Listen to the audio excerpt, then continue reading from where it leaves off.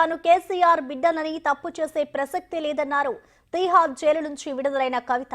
తనను ఈ స్థితికి తీసుకొచ్చిన వారికి తగిన గుణపాఠం చెబుతానన్నారు. జైలు నుంచి విడుదలైన తర్వాత బయటకొచ్చిన కవిత తన సోదరుని కలిశారు. ఆ తర్వాత మీడియాతో మాట్లాడే సందర్భంలో కవిత భావోద్వేగం చెందారు.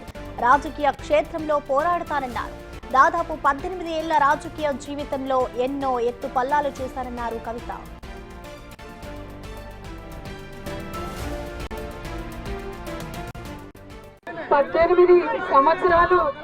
పద్దెనిమిది సంవత్సరాలు నేను రాజకీయాల్లో ఉన్నాను. ఎన్నో ఎత్తుపల్లాలు చూశాను. కానీ పర్సనల్ గా నాకైనా నా కుటుంబానికైనా ఒక తల్లిగా పిల్లల్ని వదిలి 5.5 నెలలు ఉండడం అన్నది చాలా ఇబ్బందికరమైన విషయం.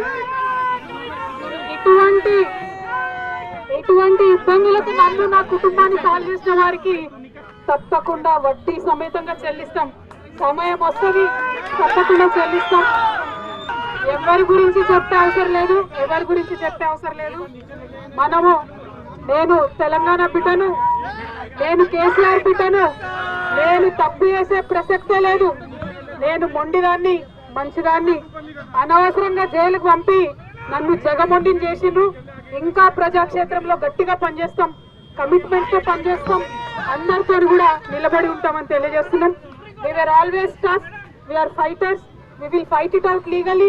We will fight it out politically. We were always tough.